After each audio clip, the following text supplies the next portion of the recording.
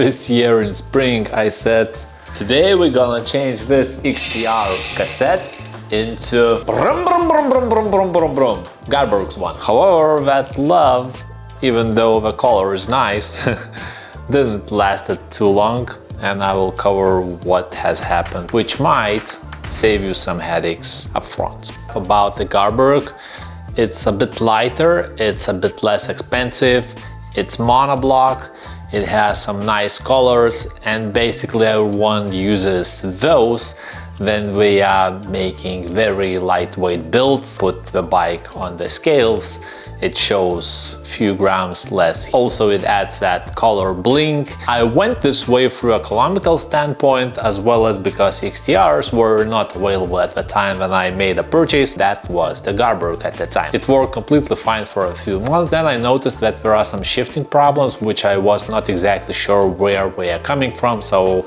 I spent lots of time adjusting all those low-high gears, beat tension.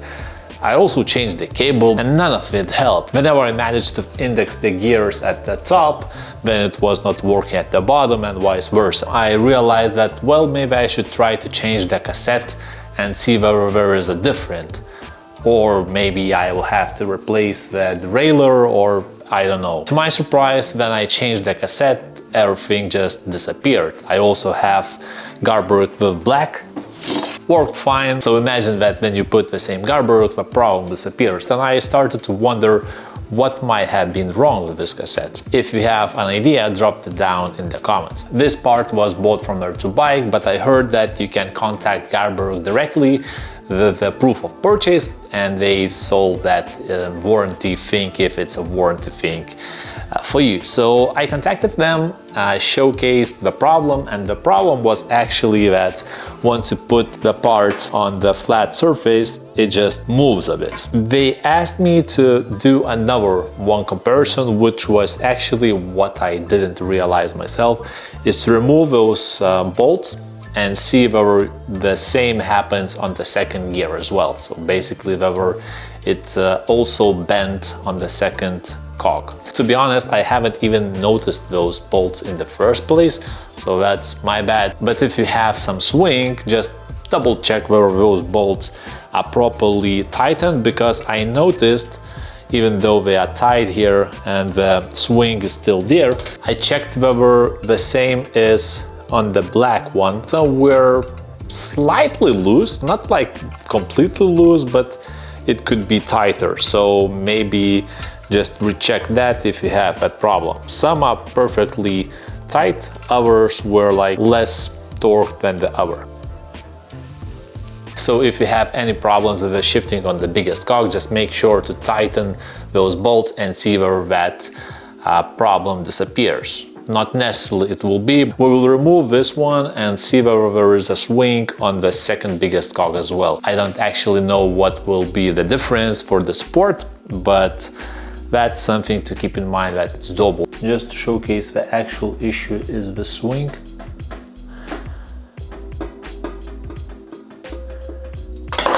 These bolts are very small, so make sure not to lose it. Comes as a surprise that it doesn't seem that they have thread lock applied. If it does, then it's very tiny amount.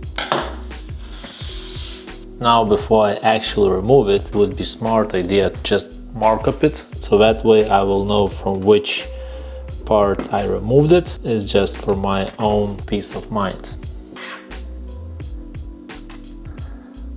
Alright, so it just removes this way. Looks nice. Alright, so more or less everything is clear with the biggest sprocket. Let's just see whether the monoblock also does anything. Let's just make sure that there is no obstacles here, so I'm just cleaning all those bolts. By the way, this tape is not the lowest part of the cassette, so it has no influence to the swing, and we have like a lot of that. Now, whether it should be this way or not, I don't know. I have one additional Garbaruk, which I'm going to break it apart as well. This one is not moving. It might have tiny bit, but nothing to compare with the other one. This is just for curiosity because I want to know whether it should be this way or not, even though the support would probably tell me. I will just know it beforehand. And these type of things probably happens very often with lightweight parts, so it's just a trade-off. This one sits a lot tighter, so the moment of truth, it has the tape, but it's pretty much not moving. And here is the other one. Yeah, this one still has a tiny little bit of movement, but very minor. And actually, I'm not saying that this one shifts perfectly. It's still a lot better than the other. So let's just see how the other works. Yeah, this one is just busted. So we will see what support will tell me and whether we are going to replace it or how that Garbaruk's warranty thing works. In case if you are new to the channel, my name is Tomas Bublevičius, aka Tom10 Crafted, and I'm creating MTB and bikes related videos, as well as race analysis and bike maintenance stuff, and trips and travels and analysis and lots of other things. So check it out and maybe you will like some of them. The update happened a lot earlier than I anticipated. On 18th, I sent a letter with all those breakdown videos. 19th, I received the response that it's approved and Garbaruk will help me with this. And on 20th, it was shipped from Poland, from Krakow. On 22nd, it was already at my door. So it was lightning fast support. The one with the problem cassette was red one. I said that they can send either red, black or orange, because all of those would suit my taste. Black. And so it is. As usual with Garbaruk, nice and well thought packaging. And here we have the cassette. New one. Does it move here? And I wonder whether it would move if the black one is eliminated, but I'm not going to testify my luck. This is 10 to 52 micro spline for Shimano, and I wonder, how do you set up bead tension on the derailleur, which originally accepts 51 teeth? So does 52 really compatible with Shimano 51 cage?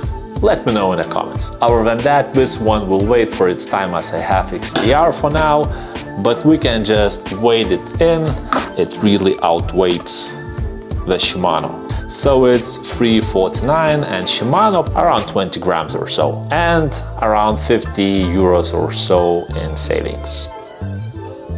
We'll see how it will work. It says thank you for choosing Garbaruk cassette.